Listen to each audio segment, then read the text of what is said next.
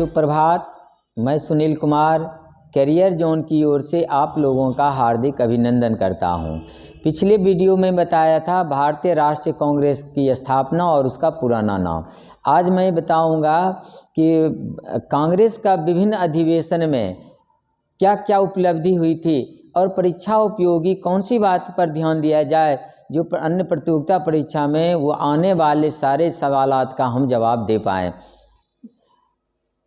हम लोग ये भी पढ़े थे कि भारतीय राष्ट्रीय कांग्रेस का पुराना नाम इंडियन नेशनल यूनियन था और उसका पहला अधिवेशन पुणे में होना था और हैजा फैलने के कारण पुणे में नहीं हो पाया, जिसके कारण इस अधिवेशन को बम्बई में स्थानांतरित कर दिया गया। और अब हम ये लोग यहाँ पर जानेंगे कि बम्बई के अधिवेशन में क्या उपलब्धियाँ रही थी। 1885 ईस्वी में पहला अधिवेशन हुआ था और इसी अधिवेशन की अध्यक्षता WC बनर्जी ने किया था और इसकी उपलब्धियां थी। सबसे पहली बार 72 प्रतिनिधियों ने भाग लिया था और भारतीय राष्ट्र कांग्रेस के सदस्यों ने मिलकर के 9 प्रस्ताव को पारित किया था। इसी अधिवेशन में दादा भाई नौरोजी के सलाह पर इसका नाम इंडियन नेशनल यूनियन का नाम बदल करके भारतीय राष्ट्रीय कांग्रेस कर दिया गया। ये इस अधिवेशन की सबसे बड़ी उपलब्धि थी। दूसरा अधिवेशन हुआ था 1886 ईस्वी में कलकत्ता में और कलकत्ता अधिवेशन की अध्यक्षता दादा भाई नौरोजी ने किया था। दादा भाई नौरोजी ने इसकी अध्यक्षता की थी और इसकी कई उपलब्धियां थी। सबसे पहले कुल 436 प्रतिनिधि शामिल हुए थे। दूसरा उपलब्धि था इसी अधिवेशन में नेशनल एसोसिएशन कॉन्फ्रेंस का राष्ट्रीय कांग्रेस में मिला दिया गया, विलय कर दिया गया। और इसी अधिवेशन में लॉर्ड डफरिन ने सभी सदस्यों को स्वागत करने के लिए उनको गार्डन पार्टी पर आमंत्रित कर दिया गया था। तीसरा कांग्रेस का अधिवेशन 1887 ईस्वी में हुआ था मद्रास में। और मद्रास की उपलब्धि क्या थी? मद्रास अधिवेशन में पहली बार बदरुद्दीन तैयब जी ने कांग्रेस की अध्यक्षता किया था। और जिस तरह से दादा भाई नौरोजी पारसी समुदाय से आते थे, जब आपसे पूछा जाए कि प्रथम कांग्रेस के अध्यक्ष पारसी समुदाय से अध्यक्षता करने वाले, तो सबसे पहला पारसी अध्यक्ष दादा भाई नौरोजी थी। उसी तरह से प्रथम मुस्लिम अध्यक्ष कांग्रेस की अध्यक्षता करने वाले बदरुद्दीन तैयब जी थे और इसमें 607 प्रतिनिधि शामिल हुए था। पहली बार कांग्रेस का आम जनता के सामने पहुंच बनाना या आम जनता से जुड़ाव करना इसी अधिवेशन में फैसला लिया गया था, मद्रास अधिवेशन में, और जिससे कि कांग्रेस की लोकप्रियता बढ़े और जन जन सामान्य लोग तक भी कांग्रेस का पैठ बने। इसके लिए पहली बार मद्रास अधिवेशन में ही प्रयास किया था। चौथा अधिवेशन हुआ था 1888 ईस्वी में इलाहाबाद। इसकी अध्यक्षता जॉर्ज यूले ने किया था। अब इसकी क्या उपलब्धि है? सबसे पहला अंग्रेज अध्यक्ष जॉर्ज यूले ने ही बना था। और दूसरी उपलब्धि थी पहली बार हिंदी में भाषण इसी अधिवेशन में लाला लाजपत राय के द्वारा दिया गया था। पांचवा अधिवेशन 1889 ईस्वी में बम्बई में हुआ था और इसकी अध्यक्षता सर विलियम वेडरबर्न ने किया था। इसमें प्रतिनिधियों की संख्या 1889 हो गई थी। धीरे धीरे कांग्रेस की सदस्यता की बढ़ती चली गई। इसकी सबसे बड़ी उपलब्धि क्या थी? इसी अधिवेशन में कांग्रेस के सदस्यों की आयु, यानी कांग्रेस में मताधिकार की आयु 21 वर्ष, यहीं से मताधिकार की आयु 21 वर्ष निर्धारित कर दिया गया, जो हमारा स्वतंत्रता के बाद भी हमारे देश में मतदाता की न्यूनतम आयु 21 वर्ष निर्धारित किया था, जो बाद में जाकर के उसको 18 वर्ष किया गया था, जो मैं बाद में अगली क्लास में इस पर चर्चा करूंगा। छठा अधिवेशन 1890 ईस्वी में हुआ था कलकत्ता में और इसकी अध्यक्षता फिरोज शाह मेहता ने किया था। इसकी उपलब्धि क्या थी? पहली बार कलकत्ता विश्वविद्यालय के स्नातक कादम्बिनी गांगुली ने कांग्रेस को संबोधित किया, यानी पहली महिला कांग्रेस को संबोधित करने वाली कादम्बिनी गांगुली थी, जो कलकत्ता विश्वविद्यालय की स्नातक थी। 1891 ईस्वी में 7वां अधिवेशन 1891 ईस्वी में नागपुर में हुआ था और इसकी अध्यक्षता आनंद चार्लू ने किया था। इसकी उपलब्धि क्या थी?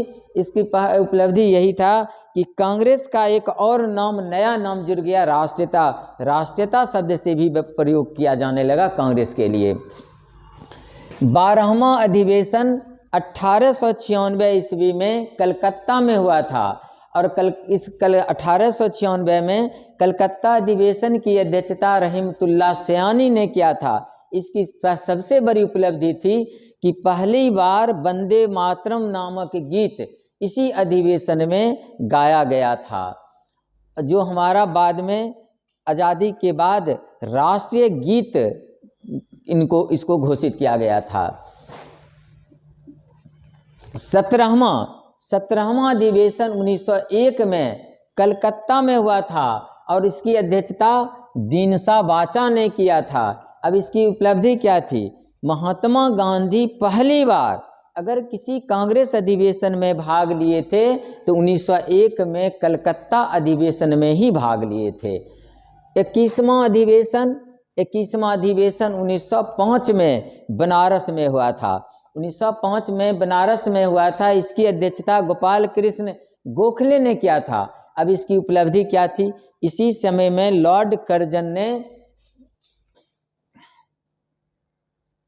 इसी अधिवेशन में लॉर्ड कर्जन ने बंगाल विभाजन जो कर दिया था, इसके लिए बंगाल विभाजन के विरुद्ध प्रतिक्रियावादी आलोचना की गई थी। साथ साथ स्वदेशी एवं बहिष्कार का प्रस्ताव का समर्थन, चूँकि पहले ही पारित हो चुके थे कलकत्ता में, लेकिन एक विशेष बैठक में, और इसकी पुष्टि इसी अधिवेशन में 1905 के बनारस अधिवेशन में ही स्वदेशी और बहिष्कार का समर्थन और पुष्टि कर दिया गया था। 22वां अधिवेशन 1906 में कलकत्ता में हुआ था और इस कलकत्ता अधिवेशन की अध्यक्षता दादा भाई नौरोजी ने किया था। और इसकी उपलब्धि क्या थी? इसकी उपलब्धि थी कि किसी अध्यक्ष के द्वारा कांग्रेस अध्यक्ष के द्वारा पहली बार स्वराज शब्द का प्रयोग किया गया था। ऐसे मैं बता दूं कि सबसे पहले भारत में किसी भारतीय के द्वारा स्वराज शब्द का प्रयोग किया गया था तो वो स्वामी दयानंद सरस्वती के द्वारा किया गया था। लेकिन कांग्रेस के अध्यक्ष के नाते सबसे पहले स्वराज शब्द का प्रयोग अगर करने वाले थे तो वो थे दादा भाई नौरोजी, जो 1906 में कलकत्ता अधिवेशन में किया था। 23वां अधिवेशन 1907 में सूरत में हुआ था और जिसकी अध्यक्षता रास बिहारी घोष ने किया था। इसकी उपलब्धि क्या थी? विडंबना थी कि पहली बार अध्यक्ष बनाने को लेकर के साथ साथ जो कलकत्ता में अधिवेशन में जो प्रस्ताव पारित किया गया था उसको लागू करवाने को लेकर के कांग्रेस सदस्यों में मतभेद हो गया, जिसका परिणाम क्या हुआ कि कांग्रेस का विभाजन हो गया। पहली बार कांग्रेस का विभाजन भी हुआ और गरम दल और नरम दल में दो भाग में बट गया। 24वां अधिवेशन 1908 में मद्रास में हुआ था। 24वां 1908 में जब मद्रास में हुआ था, इसकी भी अध्यक्षता रास बिहारी घोष ने किया था। और इसकी उपलब्धि क्या थी? कांग्रेस का पहली बार संविधान का विधिवत निर्माण कर दिया गया, यही उपलब्धि थी। 27वां अधिवेशन 1911 में कलकत्ता में हुआ था और इसकी अध्यक्षता बिशन नारायण धर ने किया था। इस अधिवेशन की सबसे बड़ी उपलब्धि थी कि पहली बार हमारा जो राष्ट्रीय गान है जनगण मन, पहली बार राष्ट्रीय गान जनगण मन इसी अधिवेशन में पहली बार गाया गया, ये सबसे बड़ी उपलब्धि थी। और 28वां अधिवेशन 1912 में बांकीपुर पटना में हुआ था और इसकी अध्यक्षता RN मधोलकर ने किया था। इस सबसे बड़ी उपलब्धि की थी क्या था कि पहली बार बिहार में कोई कांग्रेस अधिवेशन का आयोजन किया गया, ये सबसे बड़ी उपलब्धि थी। 32वां अधिवेशन 1916 में हुआ था और लखनऊ में हुआ था। इसकी अध्यक्षता अंबिका चरण मजूमदार ने किया था। इसकी कई उपलब्धियां थी। सबसे पहली उपलब्धियां कि महात्मा गांधी पहली बार सक्रिय रूप से, जब वो दक्षिण अफ्रीका से वापस भारत आए तो सबसे पहले सक्रिय रूप से 1916 में लखनऊ अधिवेशन में ही भाग लिया था। और दूसरा उपलब्धि था कि गर्म दल और नरम दल एकीकरण हो गया, गर्म दल नरम दल को एक में मिला लिया गया। तीसरा उपलब्धि था कांग्रेस और मुस्लिम लीग के बीच में समझौता, जिसको इतिहास में कांग्रेस और मुस्लिम लीग पैक्ट भी कहा जाता है। चौथा, बाल गंगाधर तिलक ने इसी अधिवेशन में कहा था, स्वराज मेरा जन्मसिद्ध अधिकार है, मैं इसे लेके रहूंगा। ये सबसे बड़ी उपलब्धि है।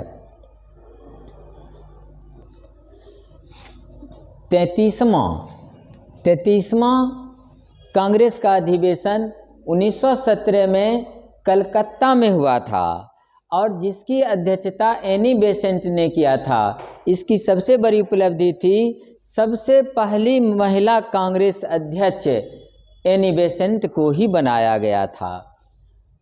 34वां 1918 में बम्बई में हुआ था। इसकी अध्यक्षता हसन इमाम ने किया था। इसकी उपलब्धि क्या थी? सबसे पहला यह विशेष अधिवेशन था और इसकी यानी कांग्रेस का दूसरी बार विभाजन हो गया था, मॉन्टेग्यू चेम्सफोर्ड को लेकर के विभाजन का कारण बना। 37वां 1920 में कलकत्ता में हुआ था और इसकी अध्यक्षता लाला लाजपत राय ने किया था। इसकी उपलब्धि क्या थी? ये एक विशेष अधिवेशन था। और दूसरा कि सबसे पहली बार असहयोग आंदोलन का प्रस्ताव इसी अधिवेशन में पारित कर दिया गया था। और 38वां 1920 में नागपुर में हुआ था। नागपुर की अध्यक्षता सी विजया राघवाचार्य ने किया था। और इसकी उपलब्धि क्या थी? कि इसकी उपलब्धि थी कि इसी अधिवेशन में अगर असहयोग आंदोलन का प्रस्ताव कलकत्ता में पारित किया गया था तो इस अधिवेशन में असहयोग प्रस्ताव की पुष्टि, जब आपसे पूछा जाएगा कि असहयोग आंदोलन का प्रस्ताव किस अधिवेशन में पारित किया गया था, तो वो था कलकत्ता अधिवेशन में। और किस अधिवेशन में इसकी पुष्टि कर दिया गया था, तो वो था नागपुर अधिवेशन में। नागपुर अधिवेशन में असहयोग प्रस्ताव को पुष्टि ही नहीं किया गया। इसके और उपलब्धि थे, पहली बार कांग्रेस की सदस्यता का शुल्क वार्षिक 4 आना रखा गया था और इसी अधिवेशन में पहली बार तिलक स्वराज फंड की स्थापना कर दिया गया था। 39वां अधिवेशन 1921 में अहमदाबाद में हुआ था, जिसकी अध्यक्षता हकीम अजमल खान ने किया था। अब इसकी उपलब्धि क्या थी? चूँकि हमारे देश में उस समय असहयोग आंदोलन चल रहे थे, जिसके चलते CR दास को गिरफ्तार करके जेल में भेज दिया गया था, तो इसलिए जेल से ही अध्यक्षता उन्होंने किया था। लेकिन अधिवेशन स्थल पर सबसे पहली बार कार्यकारी अध्यक्ष के रूप में हकीम अजमल खान ने किया था। जब आपसे पूछा जाएगा कौन सा कांग्रेस अध्यक्ष जेल से अध्यक्षता, तो वो CR दास थे। लेकिन पहला कार्यकारी अध्यक्ष कौन बने थे? ये थे हकीम अजमल खान। और 40वां 1922 में गया में हुआ था, जिसकी अध्यक्षता CR दास ने किया था। अब CR दास ने जो गया में किया था, इसकी उपलब्धि थी कि चूंकि इस समय कांग्रेस के अंतर्गत विरोध की भावना पनप रही थी और CR दास त्याग पत्र दे दिए थे कांग्रेस अध्यक्ष पद से और वो स्वराज पार्टी स्थापित करने का निर्णय ले लिया। और 41वां अधिवेशन 1923 में दिल्ली में हुआ था और अध्यक्षता अबुल कलाम आज़ाद ने किया था। इसकी उपलब्धि क्या थी? सबसे पहले तो ये विशेष अधिवेशन था। दूसरा, कांग्रेस के इतिहास में पहली बार सबसे कम उम्र के अध्यक्ष बनने वाले अबुल कलाम आज़ाद ही थे और इसी अधिवेशन में स्वराज पार्टी की स्थापना हो चुकी थी और इसलिए स्वराज पार्टी को चुनाव में भाग लेने का अधिकार दे दिया गया था इसी दिल्ली के अधिवेशन में। 43वां 1924 में हुआ था बेलगांव में, बेलगांव कर्नाटक में है। और इसी अधिवेशन में गांधी जी पहली बार कांग्रेस की अध्यक्षता किए थे, यानी कांग्रेस की अध्यक्षता बेलगांव में महात्मा गांधी ने किया था। और इसी अधिवेशन में हिंदी के प्रयोग करने की बात भी किया गया था। 44वां 1925 में कानपुर में हुआ था और अध्यक्षता सरोजिनी नायडू ने किया। उपलब्धि क्या है? जब आपसे पूछा जाएगा पहली कांग्रेस की अध्यक्ष बनने वाली, तो एनी बेसेंट, लेकिन पहली भारतीय मूल के कांग्रेस की अध्यक्षता करने वाली महिला तो वो सरोजिनी नायडू ही थी। दूसरा, इसी में पहली बार भारत के अंदर, यानी पहली बार हमारे देश में किसी कांग्रेस अधिवेशन में झंडा गीत को गाया गया। हमारा झंडा गीत है विजय विश्व तिरंगा प्यारा, झंडा ऊंचा सदा रहे हमारा, जिसकी रचना श्यामलाल गुप्त पार्षद ने किया था और इसको पहली बार कानपुर अधिवेशन में ही गाया गया था। 25वां अधिवेशन 1926 में गुवाहाटी में हुआ था, जिसकी अध्यक्षता श्रीनिवास अय्यर ने किया था और इसी अधिवेशन में पहली बार खादी वस्त्र पहनना अनिवार्य कर दिया गया था। 46वां 1927 में मद्रास में हुआ था और मद्रास कांग्रेस अधिवेशन की अध्यक्षता M.A. अंसारी ने किया था और इसी अधिवेशन में पहली बार पूर्ण स्वतंत्रता का प्रस्ताव पारित करवाया गया था। और 47वां 1928 में कलकत्ता में हुआ था, जिसकी अध्यक्षता मोतीलाल नेहरू ने किया था और इसी अधिवेशन में पहली बार अखिल भारतीय युवा कांग्रेस का गठन कर दिया गया। 48वां कांग्रेस अधिवेशन 1929 में लाहौर में हुआ था। इस अधिवेशन की बहुत ही महत्वपूर्ण उपलब्धि थी कि इसी अधिवेशन में पहली बार पूर्ण स्वराज का प्रस्ताव पारित किया गया था। साथ साथ पहली बार भारत के अंदर तिरंगा झंडा को पंडित जवाहरलाल नेहरू ने लाहौर में रावी नदी के तट पर फहराया था, जो इस अधिवेशन की बहुत बड़ी उपलब्धि थी। 49वां कांग्रेस अधिवेशन 1931 में कराची में हुआ था और कराची अधिवेशन की अध्यक्षता सरदार वल्लभ भाई पटेल ने किया था। अब इसकी उपलब्धि क्या थी? सबसे पहला उपलब्धि कि मूल अधिकार का मांग, सबसे पहली बार विधिवत कांग्रेस अधिवेशन में मूल अधिकार का मांग या प्रस्ताव पारित इसी अधिवेशन में कराया गया था।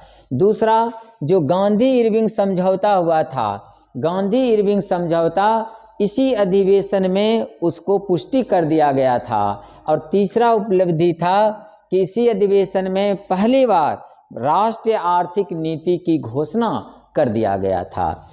51वां अधिवेशन 1933 में कलकत्ता में हुआ था।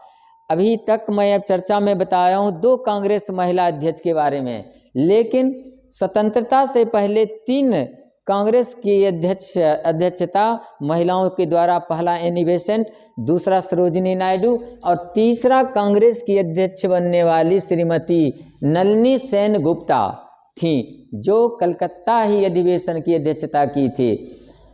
52वां कांग्रेस का अधिवेशन 1934 में बम्बई में हुआ था, जिसकी अध्यक्षता राजेंद्र प्रसाद ने किया था और इसकी उपलब्धि थी पहली बार समाजवादी दल की स्थापना कर दिया गया था। 54वां 1937 में फैजपुर, जो महाराष्ट्र में फैजपुर पड़ता है, जवाहरलाल नेहरू ने ही अध्यक्षता किया। इसकी विशेषता थी कि पहली बार किसी गांव में जाकर के कांग्रेस का अधिवेशन आयोजित किया गया था। 55वां 1938 में हरिपुरा, जो गुजरात में पड़ता है, वहाँ इसका आयोजन किया गया था और पहली बार सुभाष चंद्र बोस कांग्रेस की अध्यक्षता भी किए थे और इन्हीं के अध्यक्षता के दौरान पहली बार देश में राष्ट्रीय नियोजन समिति का गठन किया गया था और इसके लिए अध्यक्ष बनाया गया था जवाहरलाल। इस राष्ट्रीय नियोजन समिति के अध्यक्ष जवाहरलाल नेहरू थे, लेकिन गठन करने वाले अध्यक्ष सुभाष चंद्र बोस थे। 56वां 1939 में त्रिपुरी में हुआ था। त्रिपुरी मध्य प्रदेश में पड़ते हैं और यहाँ भी सुभाष चंद्र बोस ही अध्यक्षता किए थे। यहाँ गांधी जी को साथ मतभेद हो जाने के कारण सुभाष चंद्र ने, जब त्रिपुरी में कांग्रेस का चुनाव हो रहा था, इसी में उम्मीदवार थे गांधी जी का पट्टाभी सीतारमैया, और इसी त्रिपुरी अधिवेशन में गांधी जी ने कहा था पट्टा की हार मेरी हार हो गई। फिर भी सुभाष चंद्र बोस विजयी रहे, लेकिन उनके साथ मतभेद के कारण सुभाष चंद्र बोस ने त्याग पत्र दे दिया और राजेंद्र बाबू को उनके जगह पर अध्यक्ष बनाया गया था। 1940 में रामगढ़ में हुआ था। यहाँ कांग्रेस की अध्यक्षता अबुल कलाम आज़ाद किए थे, यानी अबुल कलाम आज़ाद बने। इनके समय की दो महत्वपूर्ण उपलब्धि परीक्षा के दृष्टिकोण, सबसे पहले अगस्त प्रस्ताव पारित किया गया था, और अगस्त प्रस्ताव के ही द्वारा हमारे देश में संविधान सभा के निर्माण की मांग को स्वीकार किया गया था सबसे पहली बार, तब क्रिप्स प्रस्ताव में, और बना कैबिनेट मिशन योजना के तहत। और इनकी दूसरी उपलब्धि थी सबसे लंबे समय तक कांग्रेस की अध्यक्षता करने वाले अबुल कलाम आज़ाद थे, जो 6 वर्ष तक लगातार अध्यक्षता किए थे। और 1946 में कांग्रेस का अधिवेशन मेरठ में हुआ था, और मेरठ के अध्यक्ष आचार्य जे.बी. कृपलानी बने थे। और इसकी उपलब्धि क्या था कि ये आज़ादी के समय तक कांग्रेस का अध्ययन, जब आपसे पूछा स्वतंत्रता के समय कांग्रेस के अध्यक्ष कौन थे, तो वो आचार्य जे.बी. कृपलानी थे। और आज़ादी के तुरंत बाद जो विशेष अधिवेशन 1947 में दिल्ली में बुलाया गया था, जिसकी अध्यक्षता राजेंद्र प्रसाद ने किया था। हमने आज कांग्रेस के विभिन्न अधिवेशन में महत्वपूर्ण परीक्षा उपयोगी बात को बताया हूँ। फिर अगले वीडियो में किसी विषय के साथ उपस्थित होऊंगा। तब तक